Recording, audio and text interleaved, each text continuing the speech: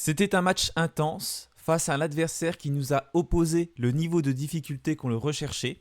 Le plus important, c'est le travail que ce match nous a donné. Voici une partie des propos de Yann Castro après la rencontre entre Glasgow Rangers et l'AS Saint-Etienne, qui s'est conclue par une défaite de buts à 1. C'est sûr que si on s'arrête au score, bon, c'est pas positif pour l'AS Saint-Etienne.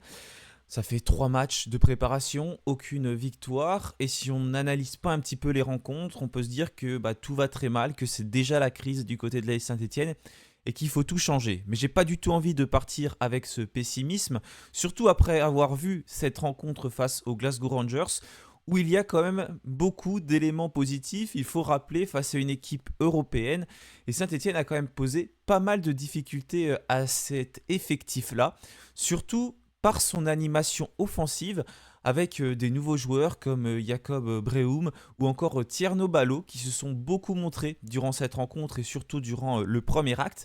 Dans cette vidéo, on va revenir en détail, en tout cas j'essaye le plus possible d'analyser cette rencontre, de voir quels sont les enseignements positifs, mais également bien évidemment les axes d'amélioration pour voir où va l'AS Saint-Etienne, quel est le plan de jeu de Yann Castro. On va parler de tout ça dans cette vidéo. Avant de commencer, n'oubliez pas de vous abonner, de la liker, et puis on se retrouve juste après le générique.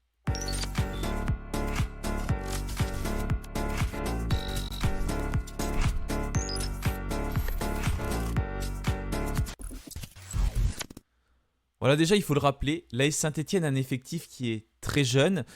Il n'y a pas de joueur qui a plus de 30 ans dans cet effectif. Le plus ancien joueur n'est autre que Gauthier Larsonneur, avec 29 ans. Donc ça, c'est aussi quand même aussi un élément à prendre en compte sur le papier. Kilmer veut rajeunir l'effectif, on le sait.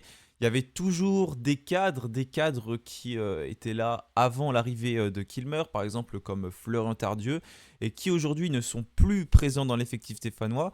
Donc c'est une équipe jeune et il va falloir voir comment elle va réagir cette saison en Ligue 2 parce qu'on sait que c'est très très important d'avoir aussi des joueurs cadres au sein d'un effectif. Voilà, c'est un petit point que je voulais rappeler parce que c'est une tournure que prend en tout cas l'effectif stéphanois, celle d'avoir un effectif de plus en plus jeune. J'ai changé les maillots comme vous pouvez le voir dans la composition. Il y avait beaucoup d'absents hier lors de cette rencontre, comme on l'avait évoqué sur Peuple Vert. Michael Nadé, Aymen Mouefek, Igor Miladinovic ou encore Ebenezer Hanan n'avaient pas été retenus. Mais il n'y avait également pas Zuriko Davitashvili ou encore Lucas Stassin. On sait que le mercato continue, il reste un petit peu plus d'un mois et après la Coupe du Monde, il est véritablement lancé. Donc il va falloir surveiller tout ça parce que ces deux joueurs peuvent être amenés à partir et on aura le débat dans cette vidéo et j'attendrai vos réponses en commentaire. Est-ce qu'aujourd'hui Saint-Etienne peut jouer sans Lucas Stassin et sans Zuriko Davitashvili avec l'effectif actuel parce que à l'instant T, il n'y a pas vraiment de recrues qui sont arrivés pour remplacer ces joueurs-là. Durant le second acte, on a eu beaucoup de jeunes qui ont été alignés pour les 20 dernières minutes. Mais en tout cas, la composition qu'on a vue pour entamer cette rencontre, elle pourrait ressembler au 11 de départ que l'on verra le 8 août prochain contre Sochaux. Donc l'Arseneur était dans les buts stéphanois. D'ailleurs, oui, j'ai oublié d'évoquer une autre absence, celle de Mamour Ndiaye, le gardien qui est arrivé durant ce mercato estival pour venir concurrencer Gauthier Larsonneur. Il n'était pas du tout dans le groupe stéphanois, il n'y a eu aucune raison qui a été évoquée. Donc je ne sais pas pourquoi il n'était pas présent. Peut-être que des raisons vont sortir ensuite. On aura peut-être des réponses ensuite pour savoir ce qui s'est passé le concernant. Mais en tout cas, il n'était pas là. On retrouvait en défense Kevin Pedro, aligné sur le côté gauche, comme on le voit depuis le début de la préparation. C'est peut-être un des petits points noirs de ce match, on en reparlera tout à l'heure. Kevin Pedro, je le préfère largement sur le côté droit. Là, c'est lui d'ailleurs qui provoque le premier penalty. Mais au-delà de ça, son match a été plus compliqué, même s'il a essayé d'apporter sur le plan offensif. Mais il est beaucoup plus à l'aise sur le côté droit ou en défense centrale. On a vraiment un joueur, je pense, qui a beaucoup de talent, donc Kevin Pedro. Et ce serait dommage de s'en priver en l'alignant sur le côté gauche. Là, il faut bien se dire qu'à gauche, ce sera Benold qui va peut-être bientôt retrouver son poste, hein, lui qui est revenu, ça y est, de vacances après sa sélection à la Coupe du Monde avec la Nouvelle-Zélande, tout comme d'ailleurs Augustin Boisquet qui était sélectionné, mais quand je tourne cette vidéo, il n'est pas encore revenu, il s'est fait éliminer un petit peu plus tôt que Kevin Pedro. Mais voilà, on aurait cette solution encore une fois là, mais vous savez mon avis, j'aime beaucoup Benold, mais pour moi c'est impératif d'avoir un vrai joueur latéral, surtout que j'ai l'impression que ces latéraux, ils sont toujours importants bien sûr dans le football, mais dans le système que veut mettre en place Yann Castro avec un jeu très vertical, Kevin Pedro, ou les latéraux en tout cas, auraient un rôle véritablement essentiel, donc ce serait bien qu'on ait un vrai latéral gauche, parce qu'on sait que Ebenezer Hanan est poussé clairement vers la sortie étant donné qu'il n'a pas donné satisfaction. L'autre joueur qui est arrivé durant le mercato estival dernier à ce poste de latéral droit, c'était João Ferreira. João Ferreira qui avait été pas exemple de tout reproche sur le premier but qu'on avait encaissé contre le Servette FC la semaine dernière. Là, il était aligné sur son côté droit. Il est sorti hein, durant la rencontre, juste en seconde mi-temps. Petite inquiétude concernant Ferreira, je crois touché au niveau du poignet. Je ne sais pas si c'est le même poignet qui s'était cassé l'année dernière. Le coach des Verts s'est montré quand même rassurant. Il y a sa conférence de presse, ses mots en tout cas après la rencontre qui sont disponibles sur le site du club. Je cite: j'ai l'impression qu'il s'agit plus d'un contact que d'une blessure, mais on va s'en assurer avec le staff médical. Voilà, donc à surveiller pour João Ferreira, mais j'espère en tout cas rien de grave pour le latéral droit. Les Verts qui vont partir en stage à Divonne-les-Bains en cette fin de semaine. Il y aura 2 autres matchs amicaux de programmés contre Lausanne et ensuite face à Venise. Peut-être que Pedro retrouvera cette place d'arrière droit. En défense centrale, on retrouvait Julien Le Cardinal qui a été très solide à son image, en tout cas dans les duels, le capitaine de l'AS Saint-Etienne, très rassurant. Cette équipe des Glasgow Rangers a finalement eu très peu d'occasions. Les Verts n'ont pas beaucoup reculé durant cette rencontre et ça c'est un élément à retenir. Sohaim Nahir était lui aligné à ses côtés, un peu à l'image de Kevin Pedro, un peu en difficulté. J'ai l'impression que les deux hommes ne cèdent pas parce que Pedro n'est pas forcément en confiance sur ce côté-là. Et Nahir, qui est nouveau dans l'effectif, il doit avoir un joueur de confiance à côté de lui. C'est le cas de Julien Le Cardinal, mais il a tout le côté gauche où il doit défendre. Et il y a pas mal de recrues à gauche, hein, parce que tu as également Chongvoy qui est un peu plus sur ce côté gauche du milieu de terrain. Donc entre Chongvoy, Nahir, Pedro qui n'est pas trop en son poste, et même Breum qui est plus haut sur le terrain. Mais voilà, ça fait toute une partie de l'équipe stéphanoise qui ne se connaît pas véritablement encore et qui doit trouver des automatismes. Et je pense que c'est aussi pour ça que ce côté gauche peut être mis en difficulté. Rien d'alarmant cependant, mais c'est un petit peu le point noir entre guillemets de cette rencontre. Chongvoy justement est aligné au milieu avec Maxime Bernauer. Chongvoy qui a été très bon, notamment dans la relance pour casser des lignes. C'est un joueur qui semble quand même assez sûr de lui, j'ai l'impression, avec le ballon, qui n'hésite pas à prendre des initiatives et qui ne joue pas constamment vers l'arrière, comme on peut le voir avec beaucoup de numéro 6, et notamment ces dernières saisons du côté de Saint-Etienne. Lui, non, c'est quelqu'un qui est posé et qui a envie toujours de faire la bonne passe, en tout cas sur ses matchs de préparation, c'est ce qu'il semble démontrer. Toujours peut-être un petit peu en difficulté dans les duels parce qu'on sait que c'est pas son point fort, et puis on en avait parlé d'ailleurs dans la dernière vidéo. Merci pour tous vos retours sur cette vidéo, mais on a 2 points de base, 2 milieux qui peuvent être complémentaires parce que Maxime Bernauer finalement, vous étiez beaucoup à en parler, donc d'ailleurs bravo à tous ceux qui ont vu ça l'année dernière. C'est vrai qu'à ce poste de numéro 6, il a quand même certaines qualités. On le sait dans la passe, pour trouver ses partenaires. Il essaye de trouver Cardona, il le faisait beaucoup l'année dernière en défense centrale. Là, il est un cran un petit peu plus haut. S'il fait une bêtise, ça, on peut le payer cash. Mais derrière, il y a un Julien Le Cardinal qui est très très solide. Et je pense qu'il voit bien Maxime Bernauer. Il peut beaucoup lui parler. Il peut beaucoup se replacer. J'ai l'impression que Maxime Bernauer finit par prendre véritablement confiance en lui. Il montre du caractère. Il est un petit peu plus visible sur le terrain. On sait pas bien, à un moment donné, il y a quasiment une bagarre vers l'heure de jeu, mais en tout cas, il était là, il était réactif, avec d'ailleurs les recrues Breum et Chongvoy. Après, il s'est pris un carton rouge, Maxime Bernauer, parce que voilà, même si c'était un carton jaune, parce que même si c'était un match amical, il avait envie de mettre de l'engagement. Il n'y avait rien de méchant sur sa faute, je vous rassure. Je ne suis pas en train de dire c'est bien de s'être pris un carton jaune, c'est pas du tout le cas, mais c'est parce que voilà, il était là, il a mis de l'engagement, il s'est pas caché, il avait pas peur. Donc c'est aussi un point positif de le voir à ce poste-là, Maxime Bernauer. Mais j'ai quand même hâte de voir Mahmoud Jaber de retour. Pour l'instant, c'est un petit peu trop tôt pour lui pour le revoir sur le terrain. Je ne vois pas Jaber commencer la saison. Mais on sait que Maxime Bernauer voilà, peut aussi se positionner à ce poste. Il y a peut-être une concurrence qui va s'installer avec Jaber, Bernauer. L'année dernière, il y avait une autre concurrence en défense centrale avec un joueur comme Bernauer, comme Michael Nadé. Voilà, on ne sait pas trop qui mettre, même Chico Lamba, mais c'est pareil, on attend qu'il revienne. Lamba, il y a encore beaucoup de blessés du côté de Saint-Etienne. Mais là, la concurrence, elle est plus avec le milieu de terrain, avec Mahmoud Jaber, parce qu'il avait bien indiqué, Yann Catro, il veut replacer Bernauer un petit peu plus haut sur le terrain. En attaque, bon ça c'est clairement les éléments positifs selon moi.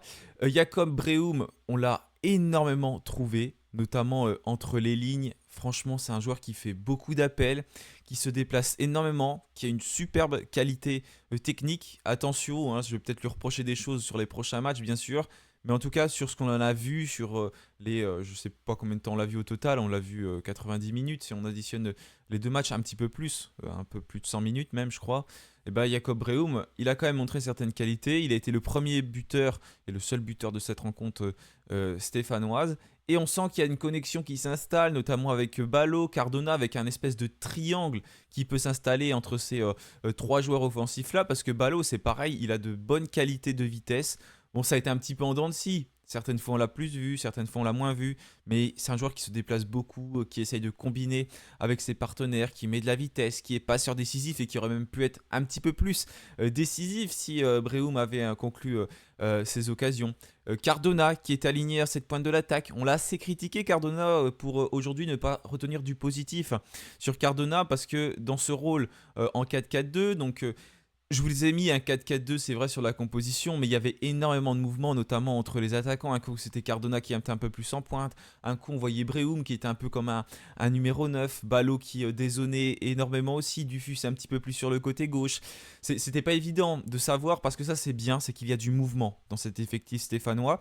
Et c'est souvent ce qu'on pouvait reprocher à cette équipe, de ne pas assez bouger, de ne pas assez faire d'appel de balle. Là, on sait qu'il y a de la motivation, on sent qu'il y a de l'envie.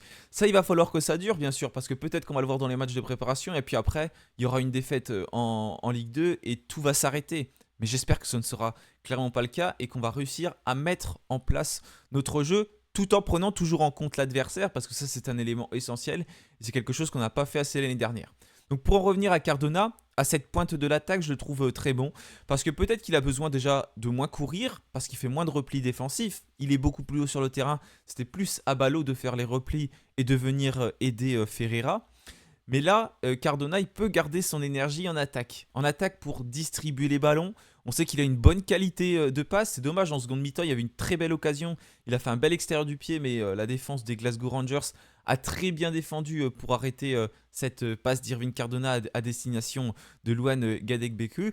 Mais voilà, Cardona, il se montre, il fait des passes, il fait des centres. Également, on sait qu'il peut aller aussi dans l'axe du terrain. Et s'il y a un bon centre de Ballot, de Breum, qui ont une bonne qualité de pied, eh ben, il peut potentiellement décroiser sa tête et la mettre au fond des filets. Le joueur qu'on a moins vu en attaque, c'est Joshua Dufus. Bon, Joshua Dufus, il s'est pas caché. C'est pas le style de joueur qui va rester devant le but, qui va camper et qui va rien faire. Non, Joshua Dufus, il court énormément. Ça, on le sait. Balle au pied, c'est pas le joueur qui a la plus grande qualité technique.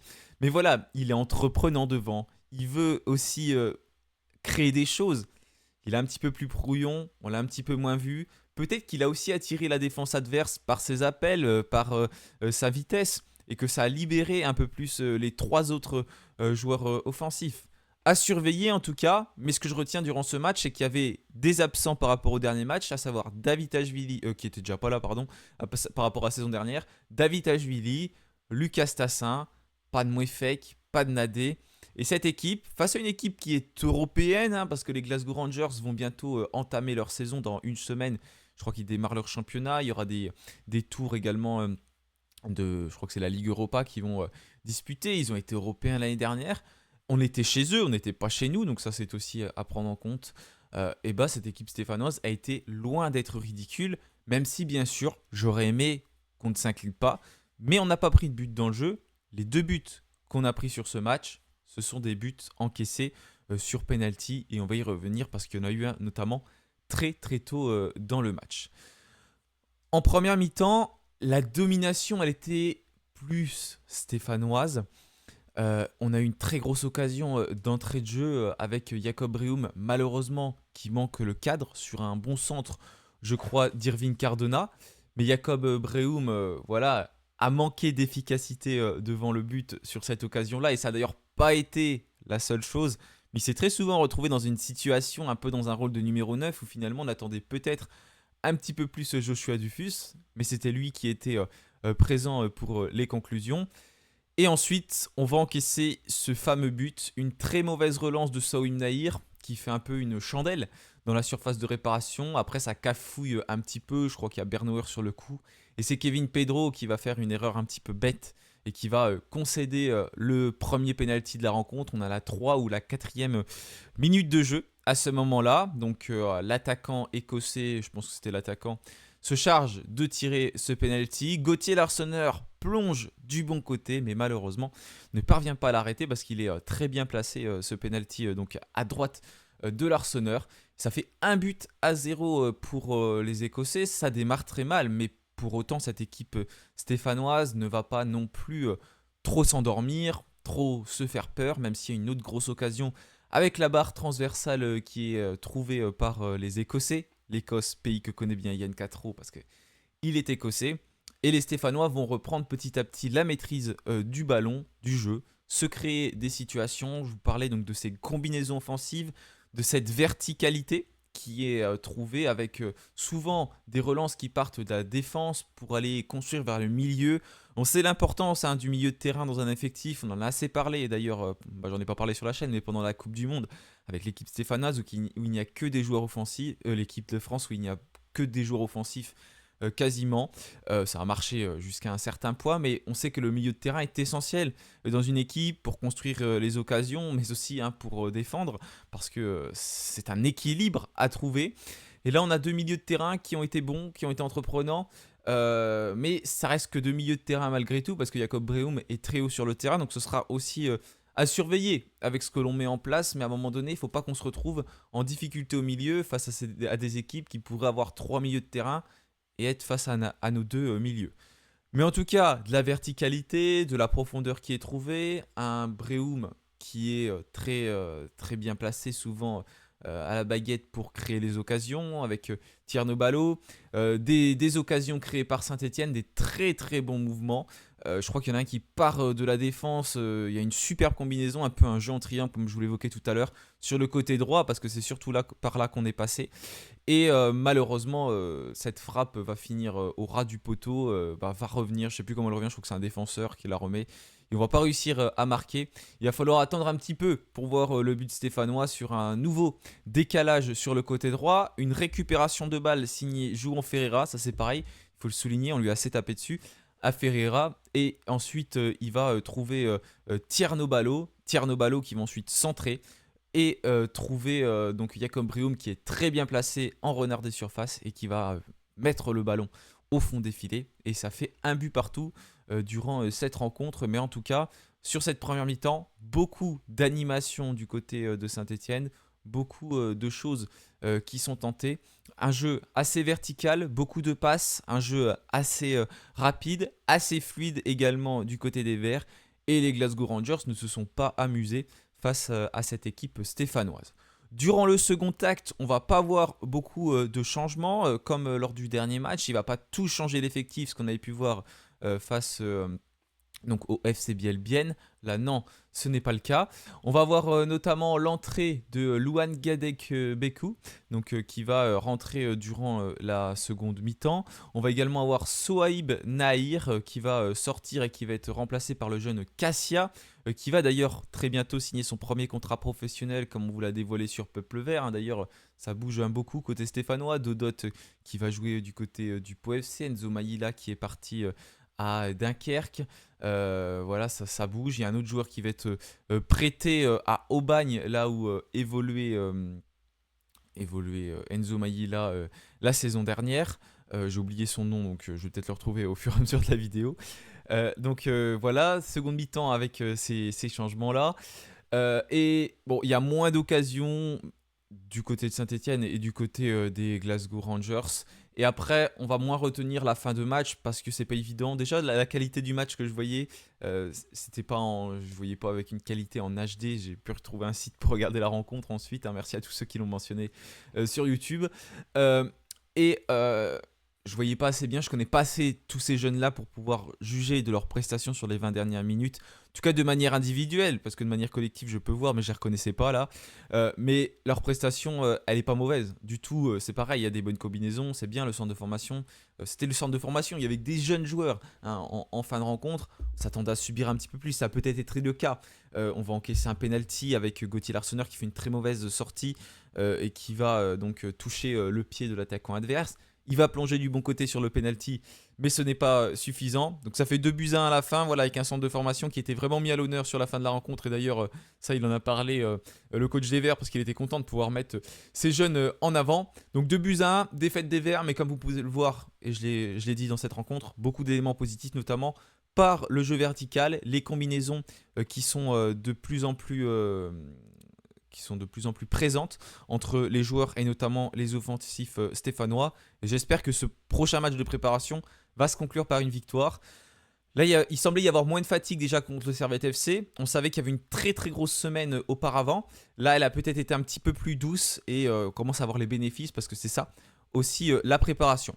J'ai noté quelques enseignements notamment à retenir de cette rencontre parce qu'il faut en parler quand même, hein, de ce match notamment, de ce match, des enseignements en allant au-delà de ce qu'on a vu sur le terrain. Donc déjà toujours un système en 4-2-2-2. J'ai vu certains qui mettaient sur les commentaires YouTube, on a vu plus un 4-2-3-1, plus un 4-3-3. Vous n'avez pas tort non plus, hein, parce qu'en fait ça bougeait tellement côté stéphanois, mais je pense qu'on est plus quand même sur un système en 4-2-2-2 de manière générale. Et ensuite, c'est les mouvements qu'on peut voir durant la rencontre qui font qu'on a un 4-3-3. Par exemple, c'est vrai que Dufus, on le voyait beaucoup sur le côté gauche, que Jacob Breu, même, on le voyait beaucoup en pointe de l'attaque. Donc, ça bouge tellement, et ça, c'est bien. Il faut que ça bouge au cours d'une rencontre, qu'on se dit, bon, c'est peut-être pas finalement un 4-2-2-2. Mais je pense quand même que le principe de base, c'est ce 4-2-2-2. Et d'ailleurs, il faut regarder le début de la rencontre plutôt pour le voir. Et je pense qu'on l'a bien vu. Je cite des propos du coach des Verts, qui parle de ce qu'il a mis en place. Pour créer ces liens, avoir ces automatismes, les joueurs ont besoin de temps. Ils ont besoin de se dépasser, d'essayer des choses et parfois de se tromper. Mais ils ont avant tout besoin de temps. De ce point de vue, je trouve que c'est un match important. Chacun a pu sentir ce à quoi notre équipe va ressembler. Donc voilà, ça on en a l'habitude, qu'on essaye de nous endormir avec le temps. Il y a besoin de temps pour que notre effectif se mette en place.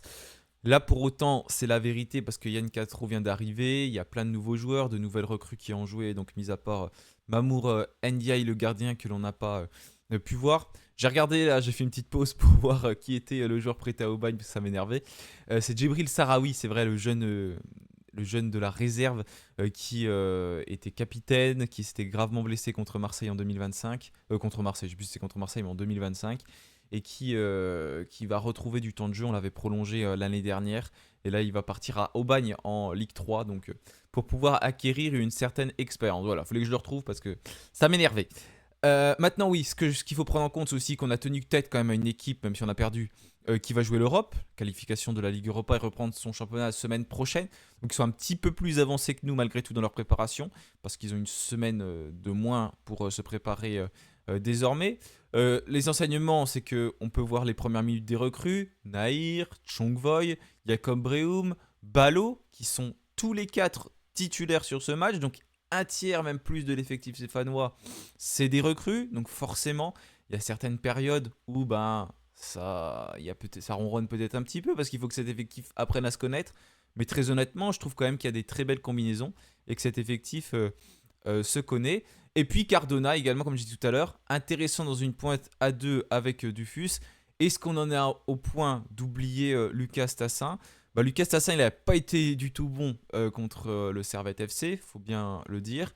Sa saison dernière, oui, il a des statistiques, mais bon, il y a des choses qui ne vont pas trop. J'ai plus trop l'impression qu'il a la tête du côté de Saint-Etienne.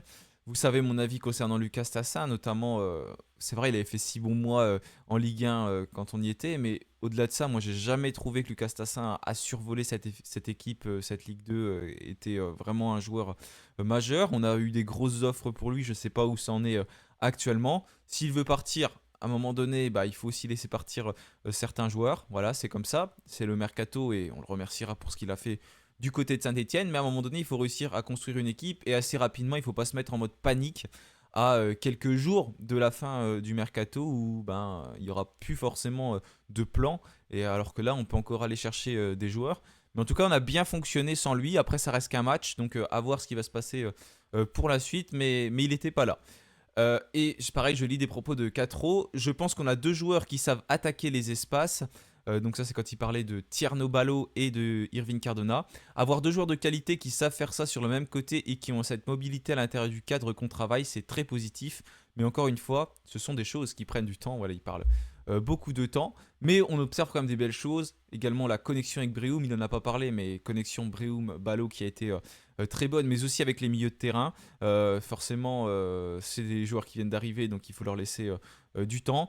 Des permutations, des déplacements rapides. Chongvoy aussi intéressant côté de Bernauer. On a très souvent bien sûr l'habitude de se fonctionner, je dis bien sûr c'est pas bien, de se focaliser plus sur l'attaque parce qu'on attend les éléments offensifs. Mais Chongvoy, c'est pas un joueur qui fait beaucoup de bruit, hein, j'ai l'impression sur le terrain, même si on l'a vu qu'il pouvait avoir du répondant quand ça se passait mal avec les adversaires. Mais c'est quand même un joueur qui a l'air assez discret sur un terrain. Mais ça ne veut pas dire qu'il n'est pas important. Et des fois, c'est bien d'avoir des joueurs discrets comme ça. Donc, en tout cas, c'était plus positif que l'autre fois, même si j'avais bien aimé ses premières minutes. Mais après, il s'est un peu éteint comme le reste de l'équipe.